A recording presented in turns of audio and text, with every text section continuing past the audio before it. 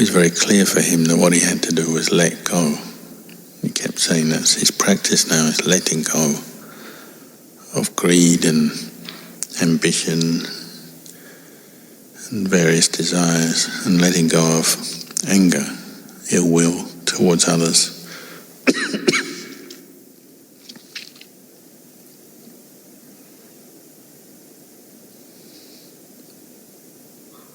As bhikkhus, this is a reflection that we bring up daily, because we've left the world, we left the home life for the homeless life.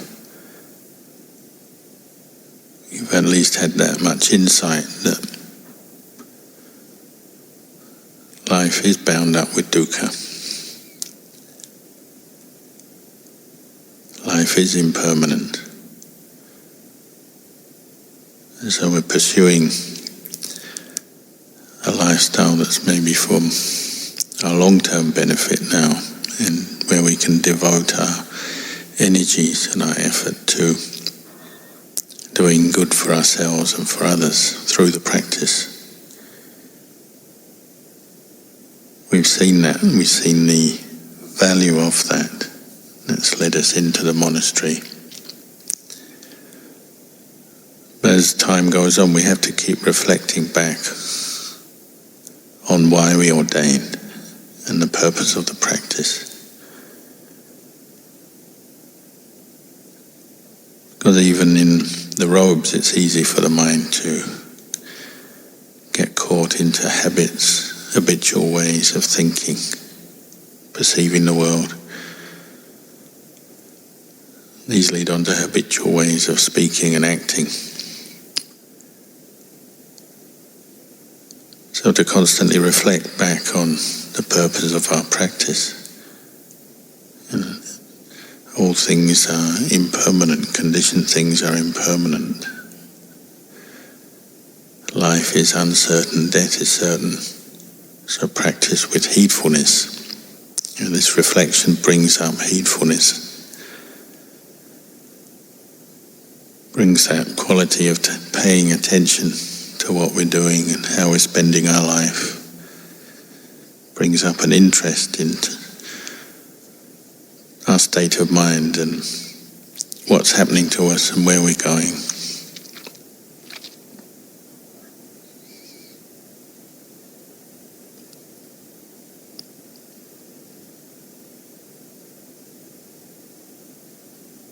It reminded me of the story of the weaver's daughter from the suttas and the commentaries. A young girl who wasn't very old but already very clear in her understanding of the Dhamma. Having encountered the Buddha and the Dhamma, she was reflecting on the Buddha every day and contemplating the impermanence of life, Marananusati. And the Buddha realized that this is somebody close to the Dhamma, you might say, travelling along the path of a Sotapanna, developing Sotapatti Magga. So one day he decided to give her a talk, because with his special knowledge he realized she was coming to the end of her life.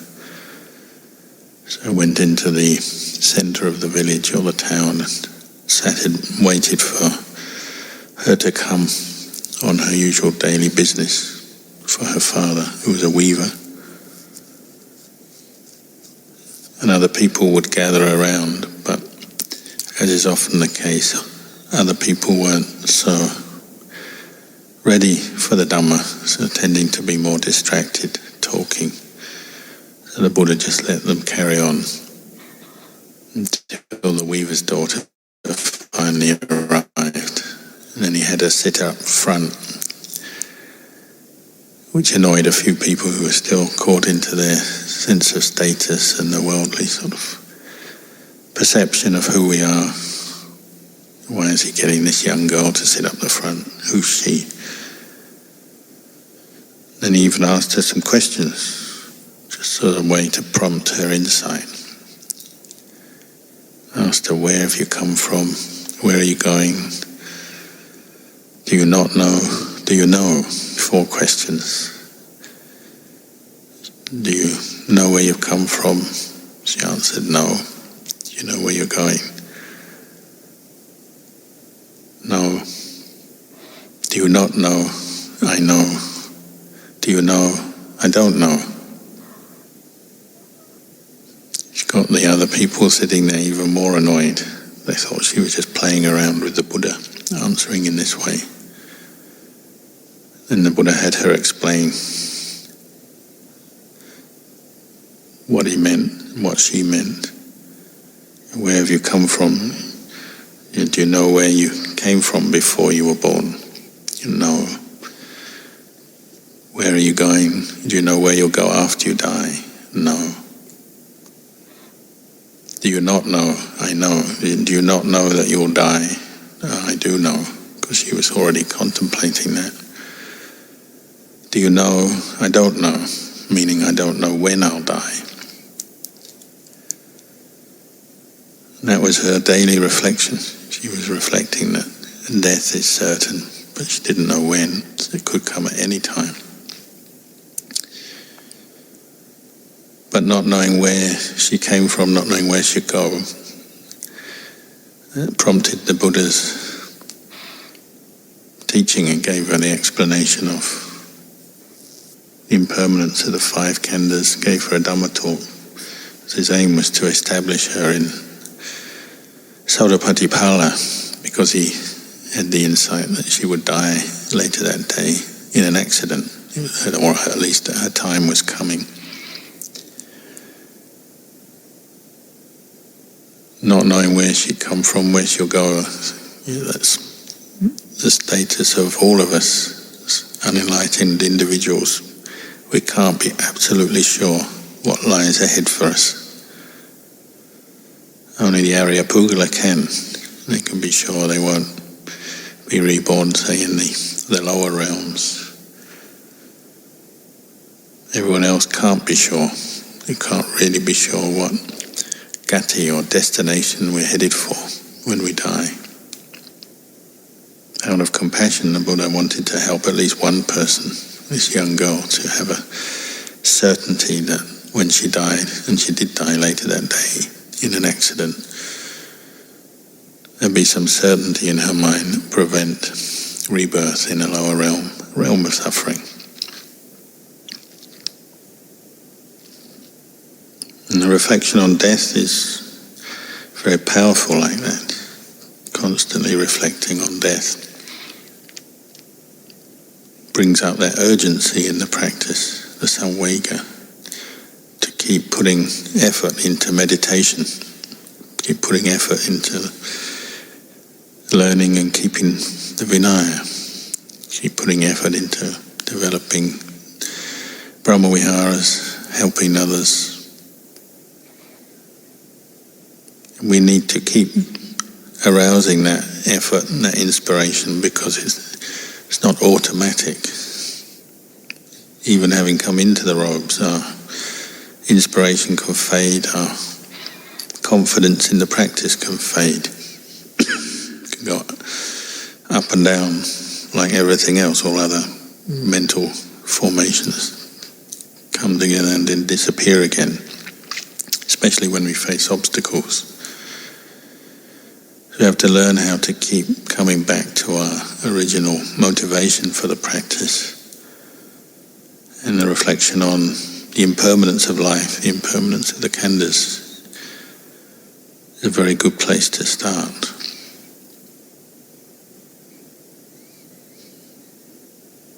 As Luang Por Chah used to say, these khandhas are on fire.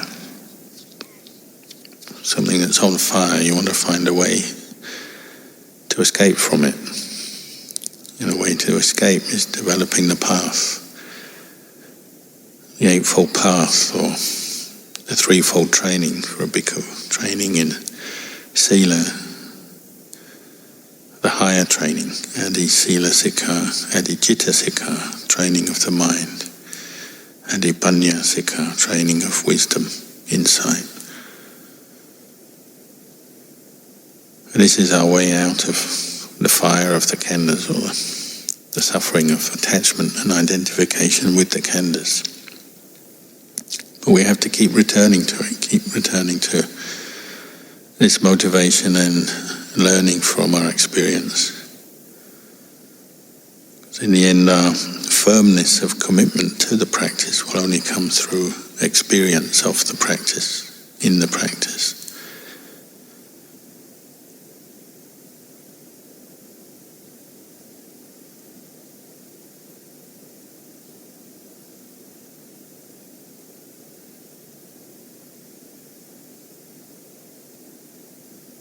As we practice with the Vinaya, learning to keep it, one of those reflections you get over and over again in Thailand from the teachers is to develop the sila so that it becomes just normal for you. And the result is you have a normal state of mind. The word is bhakti, just this sense of normality. It's a wholesome normality, where the mind is just normal. May not yet be the mind of an arahant, but it's the mind of normality, just living in the world without causing harm intentionally through our actions, our speech to others or ourselves. The fruits of that are a sense of normality, being at ease with oneself. And this is a training we have to do, because when we come into the robes, it's not necessarily that our mind is completely normal and at ease with the precepts yet. We have to learn that, to learn to appreciate the value of sila and the role it plays in restraining our worst excesses of speech or actions. And then refining it. This sense of normality is something that refines through practice. Maybe in the beginning, we're just learning not to argue with others and not to indulge our greed to the point where we might steal or take advantage of others. But over time, as we develop the practice, you're refining that sense of normality, so the mind is much more focused in the present moment and not seeking anything outside of itself, and not seeking to get into trouble with outside of itself, with others, through more unskillful ways of behavior through speech and action. Another way of looking at it, Ajahn Chah used to say, is sila is that behavior that brings you to the point where you can focus on the in and out breath. So you might explain it as, well, if you've done all your duties as a bhikkhu, say chores, and looked after your requisites, and you've kept the rules, when you come to sit down to meditate or do some walking meditation, there's not a lot of agitation, mental agitation or worry over different issues. Like things that you should have done that you didn't, disputes with other bhikkhus, cravings for requisites or things you haven't got. There's a certain refinement of awareness and a certain feeling of being at ease and stability of mind. If you've kept the precepts, followed the Vinaya, you've done everything you should have done, and when you come to meditate, the mind is easily trainable. And this is something you have to learn through experience. It's not something you can just learn from the books or theorize about. You put it into the practice and then observe results. Why, when you meditate, when you come to develop a more refined awareness through meditation, why does the mind not settle down? Why is it not at ease? Why is there suffering in the mind? Especially in the beginning of practice, much of the mental agitation is coming around precepts, Vinaya.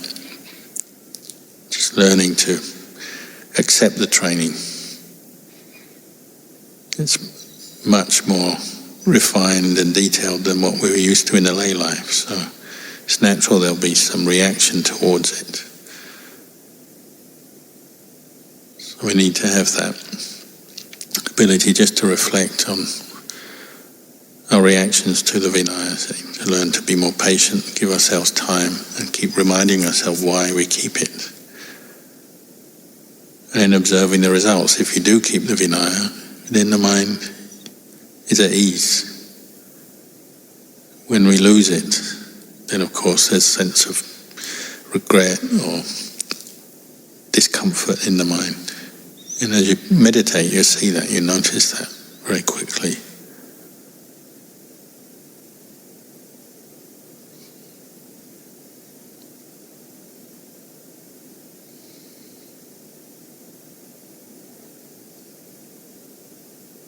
As we meditate, it's also a great tool for measuring the results of our actions and how we're living our life. Because if we are still getting caught into more unskillful habits of speech or behavior, well, at least we can see those results coming up. We notice the agitation, we notice the results of our actions as we learn to calm the mind, develop mindfulness and awareness.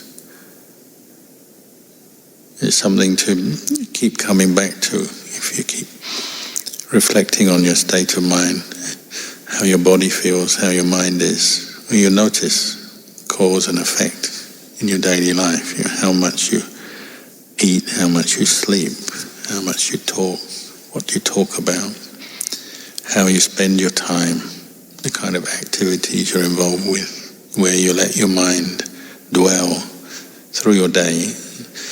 When you come to meditate, very quickly and clearly you start to see the results of that.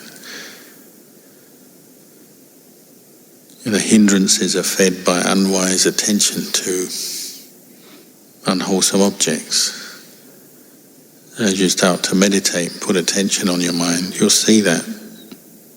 You learn through experience.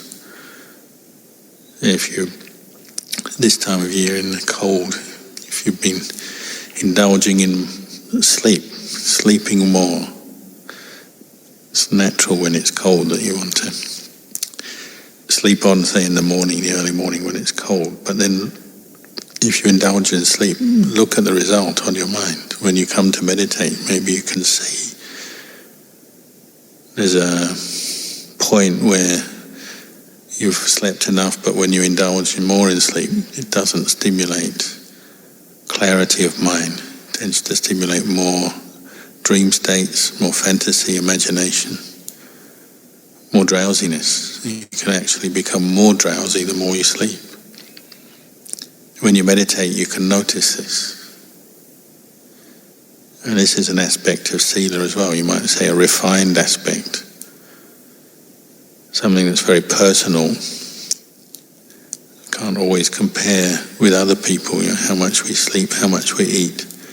But it's something we have to learn for ourselves and look at cause and effect. And what's the right amount and what's the effect when I sleep too much? When I eat too much, when I eat little, when I sleep little. These are where we have to learn through our daily experience.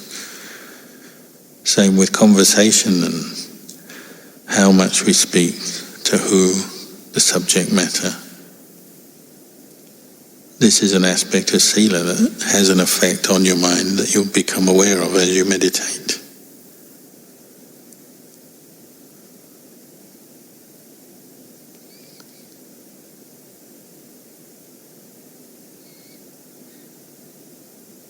We can't always compare or judge our own experience with others and compare with others and assume what works for them or what's right for them is right for us. We really have to learn to see where the hindrances are being fed and encouraged and where what works for overcoming them and abandoning them for ourselves.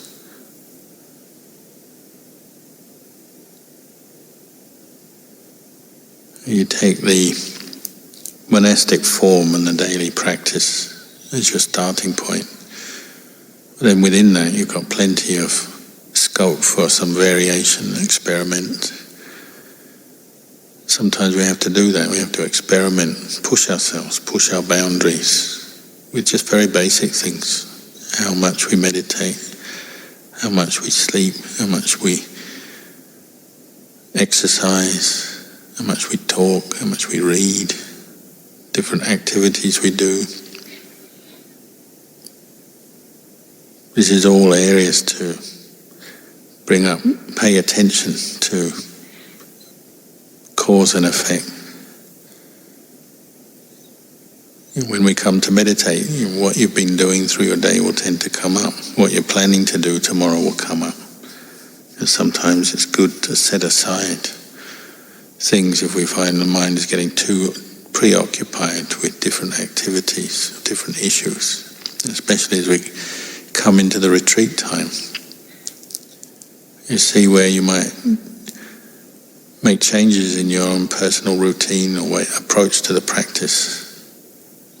This is where the Tudonga practices help us, to simplify, refine our awareness, simplify our lifestyle. You can really bring attention back to the present moment and to the very basics of life. Eating, sleeping, the posture, the use of the requisites.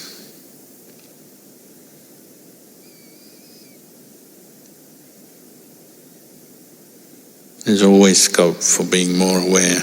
See how much you eat, the way you eat. You eat in your bowl, and maybe take up the Tudonga practice, just eating in your bowl, and not putting food in your bowl lid or into little dishes or into cups. Just see what that brings up in the mind. Often you hear monks say, I don't have any problems with eating, don't have any problems with food. Well, just try it, experiment for yourself, just eating in one vessel at one time. What does it bring up in the mind?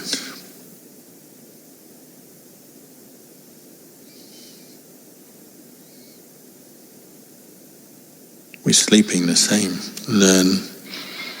Reflect on how much you're sleeping, maybe set some guidelines, some standards. To sleep at a certain time, not go into your kuti or not go to your bed before a certain time. Get up at a certain time. Whether you're going to have a rest in the day or not. Really learn from your experience what leads to what. What's conducive to states of mind that are alert, clear. What leads to more sluggishness? If you get used to always giving in to drowsiness or always sleeping when you feel sleepy, well, that ability to go beyond drowsiness, lethargy, is not getting developed, then it will keep overcoming the mind, keep beating you, winning over you. If we give in to every desire for food, for drink, for talking, for distractions, trying to seek distraction in different ways, then the mind tends to get weak. There's no strength of mind developing, no mindfulness developing, no ability to go against particular desires. So they tend to just rule over the mind. This is how the hindrances keep winning over us. So when we meditate, the mind doesn't feel particularly strong. It gives in very easily. Gives in to pain, discomfort, gives in to distraction, gives in to mental agitation.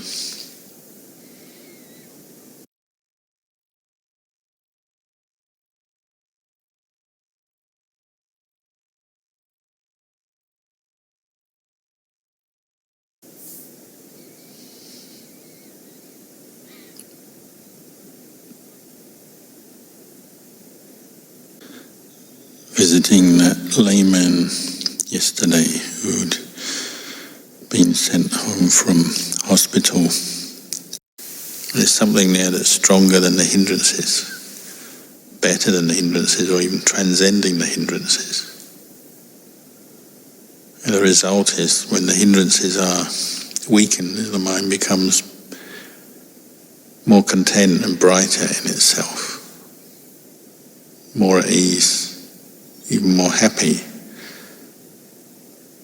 The happiness based on the arising of wholesome qualities that are supportive of each other. And the more effort we put into developing them, the more the hindrances are set aside and don't bother us so much.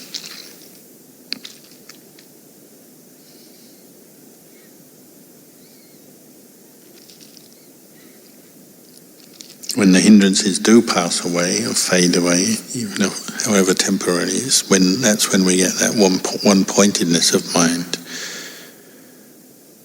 That's the fertile ground for insight. That insight into the impermanence of this body and mind. The mind is wholesome enough, peaceful enough that it can focus on the truth, that you see the anicca, dukkha, anatta in experience, without just falling into depression or apathy. There's still the urgency of effort, but there's the clarity. The mind has its peace, has its sense of ease, that it can accept the truth that it's contemplating. So just like that little girl, she's only a young girl, but she had that one-pointedness, having heard the Dhamma, kept bringing up mindfulness, and the mind actually could accept the truth, the impermanence of the khandhas, and there was a certain letting go then, letting go of desire, letting go of clinging. So when she did die, she died a sotapanna.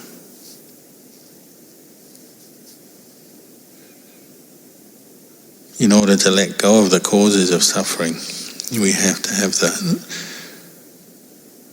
foundation, the one-pointedness of the mind, where the hindrances are set aside and the mind, all the energy gathers together. So there's that sense of detachment, looking back at the khandhas, but without grasping at them.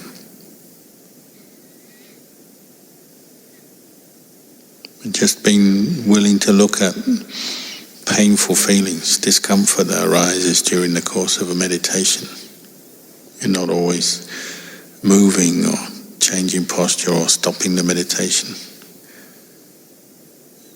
Just really putting effort into bringing up awareness of feeling, arising, passing away, seeing it as a khandha, something that's not self, it's just impermanent, something that's conditioned. And breaking through that normal, automatic identification with the khandhas.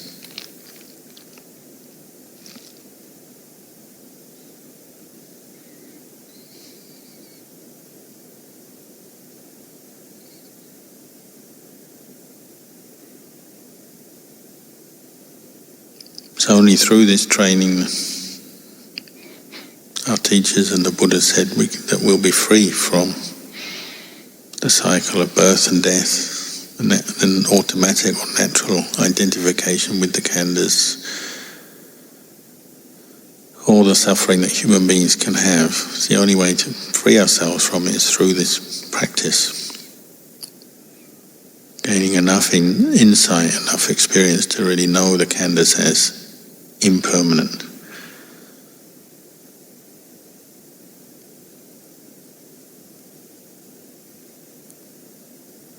You might say another way of looking at it is to know that we are going to die, that death is certain, and that life is uncertain. Just to know that all the time, so the mind is free from its planning and scheming, its wanting, its ambitions, its false expectations of what the world and life can give it. But it's rather right with reality, just knowing this is the way it is. Because there's birth, there's death. What arises ceases.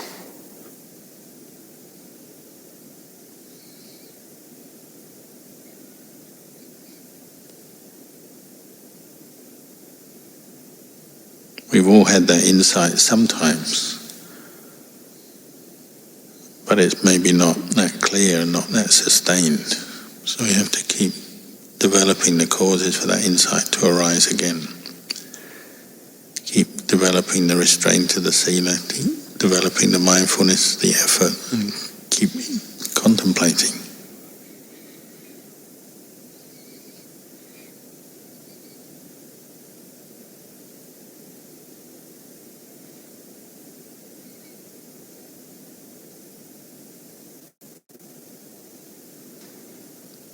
So I'll leave you with these reflections tonight.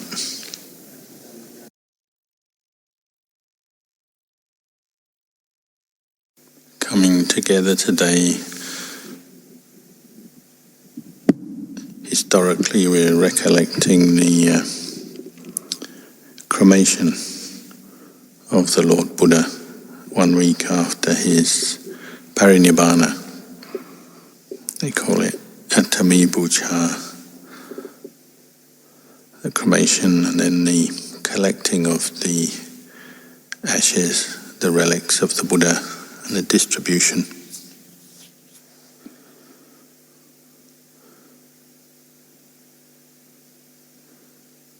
Venerable Mahakassapa had not been present when the Buddha entered parinibbana, but sensed or knew something was up with the Buddha, so he had already started travelling, walking with his retinue of 500 monks from where he was staying to try and get to the Buddha. And they say on the way he met one Brahmin who was carrying a very special flower. It's only, they say, a celestial flower only found in the celestial realms. They knew when they saw this flower in the hand of the Brahmin that something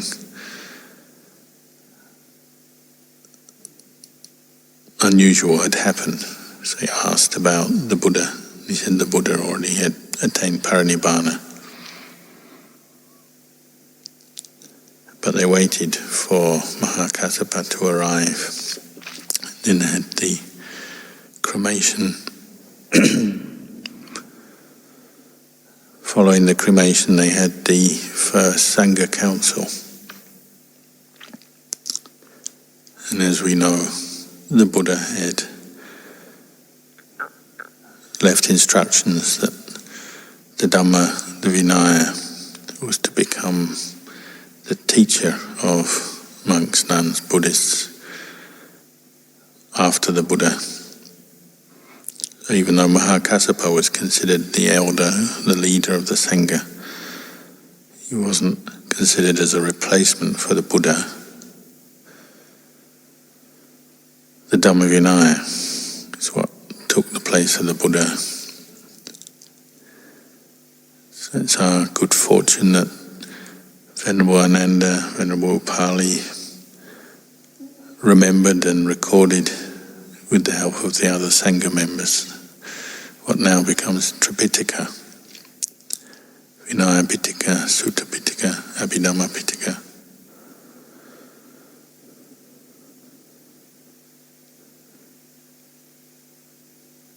And the Sangha preserved the texts, translated them. Obviously there are some differences between the texts or the translations that have arisen over the years. Some discussion about what is genuine, what is not. The important thing is we have the body of the Buddha's teachings. We have clear flavour of what the Buddha was teaching. Everything formed around or centred around the structure of the Four Noble Truths. The Buddha taught suffering and the end of suffering.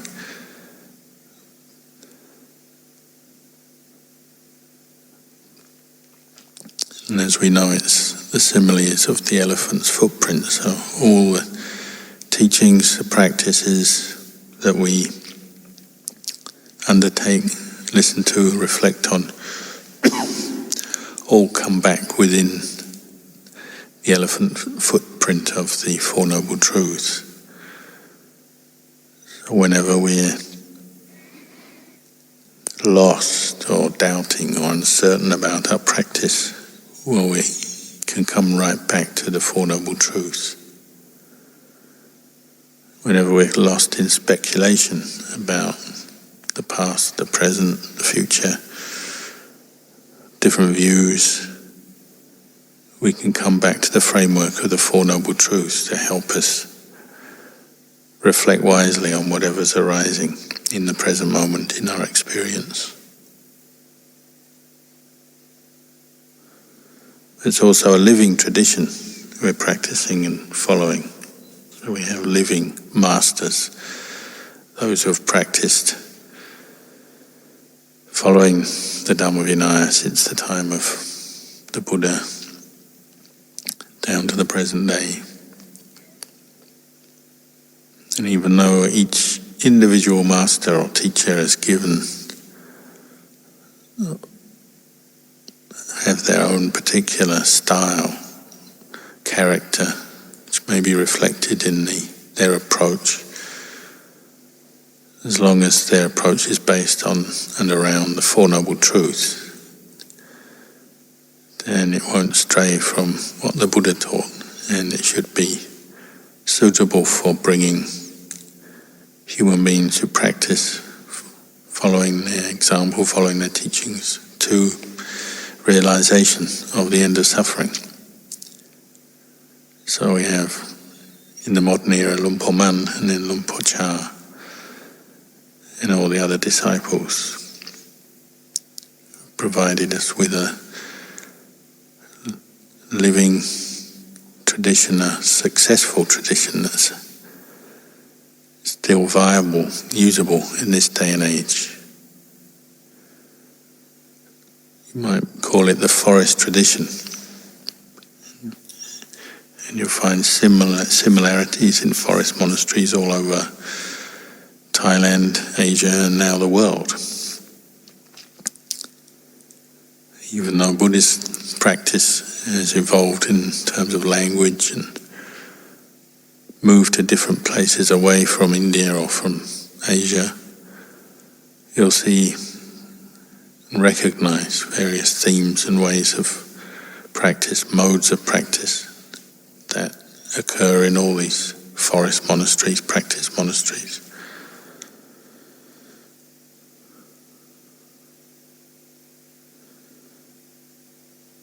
And as Ajahn Chah used to point out, although we all studied the scriptures to a greater or lesser extent, we've read, we've heard, it's not wrong. But when you come to train in a forest monastery, you're also training in much more direct methods of practice. It's no longer just reading and conceptualizing and forming views and opinions about the Dhamma, but actually developing the qualities that the Buddha said are necessary for realization. When you come into a forest monastery, a lot of what you're learning is just coming from observation, bringing up the qualities of effort, mindfulness, wise reflection, observing, learning how to do things. Often starting in a very simple way. You come into a monastery, you learn to follow a routine. There are certain things we do together. That's part of the wisdom of the Buddha, is to encourage monks to spend at least part of their time together. Even though we might spend long periods on our own meditating, even wandering, travelling, there's also those periods when we come together for meditation, for a meal maybe, chanting, teaching, chores and maintenance. There's certain activities we come together as a group. When you come into the monastery, you learn in that way. You learn how to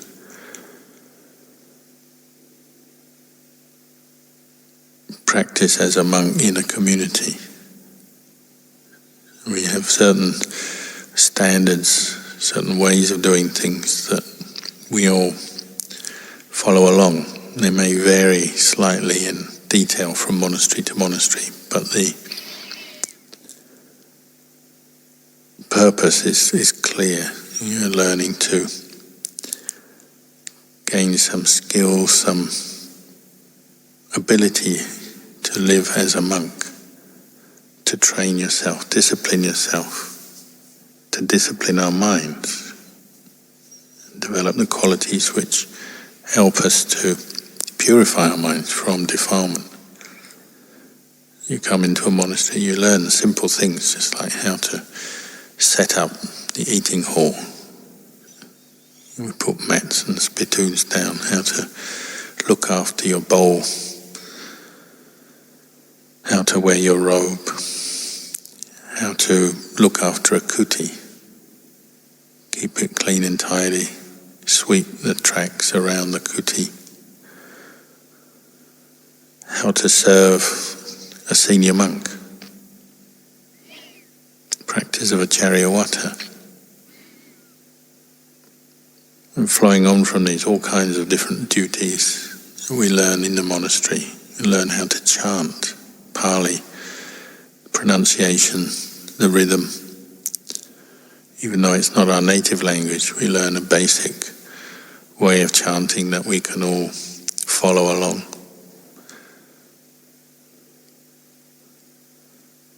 And so on. These are all done by observation, mindfulness, learning, remembering. Don't actually need a lot of scriptural or textbook knowledge for all of that. If you have some, it may help. If you don't, it's not absolutely necessary. But you're training yourself in the powers of observation. Obviously, if you're going to follow a set procedure for how you wear your robe, how you look after a kuti, how you look after your bowl, that takes observation, takes practice, effort. And the reason we do this is because it brings up many of the qualities we need for the training of the mind, the heart. Its ability to practice mindfulness in the present moment, to be present to what you're doing with clear comprehension, alertness, to bring up effort. We practice certain things every day. We can't just go our own way in the monastery. We have to follow certain routines, times, ways of practice. So it requires effort.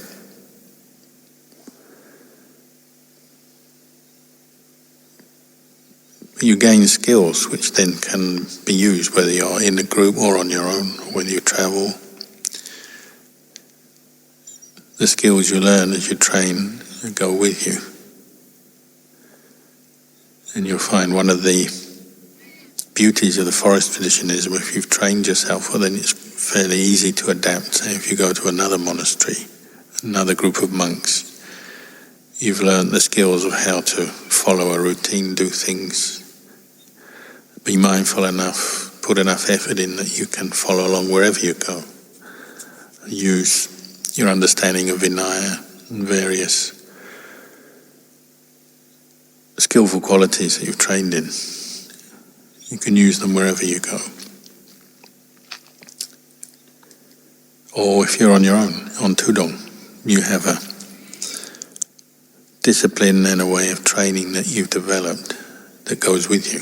Even if you're wandering or staying in the forest completely alone, there'll be certain practices and ways of doing things that you keep up, that you've already learned. This brings a certain stability to the mind, to the practice, certain confidence, self-esteem, understanding, mindfulness, and so on.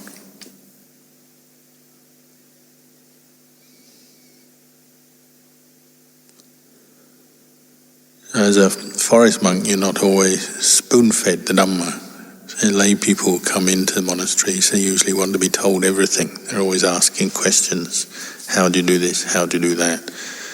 Whether it's about their meditation or the way the monastery is run. But anyone who's stayed in a monastery long term realizes you don't have to ask questions all the time. You can use your eyes. You can reflect wisely on what's going on. You learn in many ways. Doesn't mean to say questions are wrong, but you're learning to develop internal skills which are ultimately more useful than just always expecting someone to tell you the answer to your question or to what to do. Because we all have our own karma, our own character. There won't always be a perfect answer for some question you have. You've also got to learn from your own experience, get to know from your experience what's needed to train the mind. Obviously, the purpose of this training is to understand suffering, dukkha, and what its cause is, and to realize the end of suffering by abandoning, giving up that which causes suffering in our heart. There's a certain individuality to that, even though the teachings apply to all human beings. Some of the details will be particular to you, your character, your karmic accumulations. So we also have to learn how to internalize this ability to observe, to reason, use our intelligence, and to cultivate wisdom as we practice.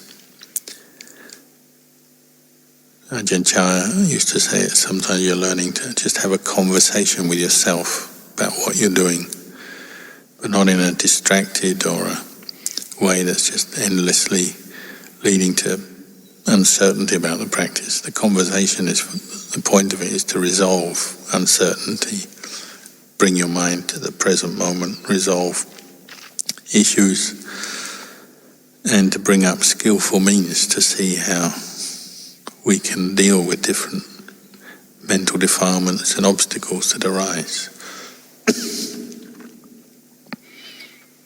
And these qualities are developing from day one in the monastery. You're learning, observing yourself, observing the monastery around you, the people around you.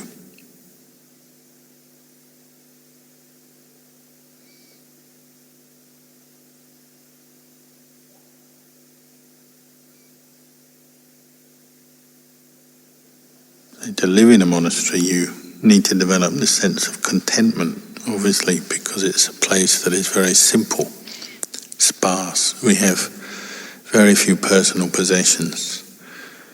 In a kuti we stay in, we always have the reflection that one day we probably won't stay in it, someone else will, because it doesn't belong to us. It's not a house. There's maybe your bowl, you keep that, your robe, you keep that for a while until it falls apart. There's not much that stays with you. And there's not much in the form of distraction or entertainment.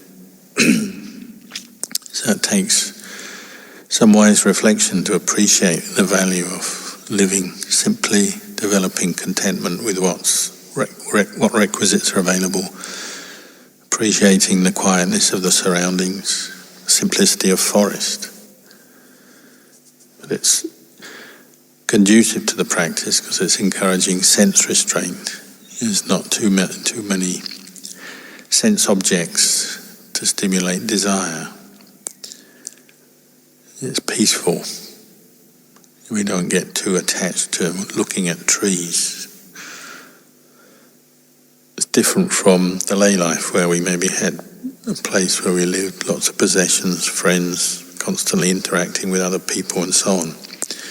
So once you appreciate it, it's quite pleasant to be a bhikkhu living in the forest. There's a lot of dukkha that you've already dropped, even though it requires patience and effort to practice like this. You're already dropping dukkha, the dukkha of all that sense contact in the world, the stimulation, the confusion, the attachment that comes from it.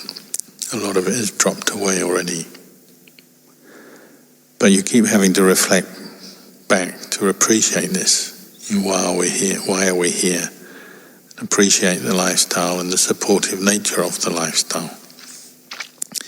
Obviously, if you're living in a monastery, a forest monastery, and your mind goes back to its former way maybe of accumulation, wanting more experiences, more connections with people, friendliness, family, relationships, and everything that we call dhamma, sukha, the 5 strands of sensuality that tend to overwhelm us as lay people.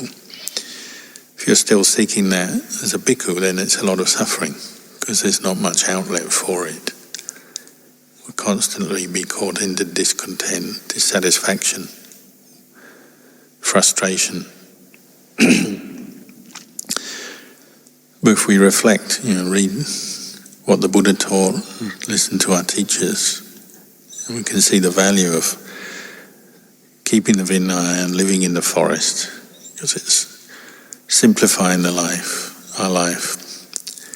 and pointing the mind back to truth all the time, back to itself, back to this body and mind as it is, helping us to understand the Four Noble Truths more clearly, see them more clearly. This applies even just say on a daily basis when you come to meditate. Part of meditation is setting up your mind, reminding yourself why you're doing it, developing a skillful attitude towards it. You might have the technique that we've been given or that we've decided is appropriate for us, a certain meditation object. We have some goals. We also have to look at our whole attitude and the way we're approaching it. So often it's worthwhile just reflecting as you begin meditation or walking to the meditation hall or whatever. You remind yourself why you're doing it, what your aims are. If you're not sure, then you go back to the basic teachings.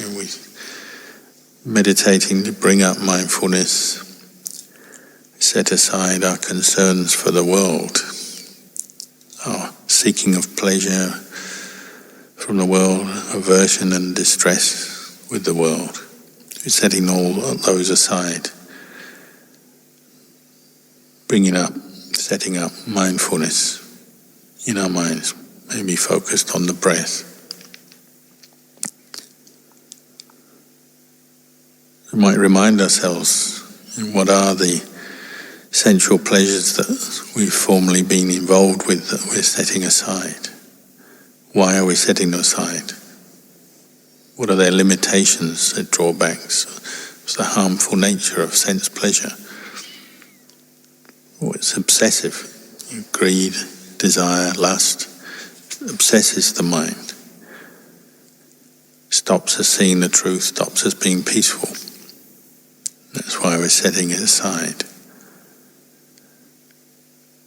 So sometimes we reflect, just quietly reflect to ourselves as we begin meditation on the drawbacks, the disadvantages or the harm of sensual attachment, as a way just to give ourselves some strength of mind, just to set aside concerns, thoughts that might normally come up during the meditation. So many of the practices we do and the reflections we do are pointing these truths out to us. The one interesting practice Luang Por Chah sometimes had the monks do is to, when they eat their food, the first mouthful, just chew it and then spit it out into your hand and look at it, to remind yourself of the repulsive nature of half-digested food. That kind of reflection can help you in your meditation. Very, very simple reflection on the unattractive or repulsive side of things that normally we get obsessed with. Food and drink, different kinds of possessions like clothes, the way we look, the beauty of the body, beauty of other people's bodies, beautiful things, requisites, possessions. You just run through the unattractive side of things. The unattractive side of the body is probably the most useful. Just go through all the unpleasant things that come out of the body, out of the orifices. The sweat, the grease, the snot, the excrement, the urine, and so on. Just remind yourself of that side of the human body, ours and other people's. If you do that every day, every time you come to sit meditation, you just run through the unattractiveness of food, the unattractiveness of the body, even if it's not your main meditation object. It just sets you in the mood of letting go, going against the natural craving and desire for sense pleasures based around the body, sight, sound, taste, smell, touch, around food, around pleasant things that we might have coming up in our mind, stuck in our mind.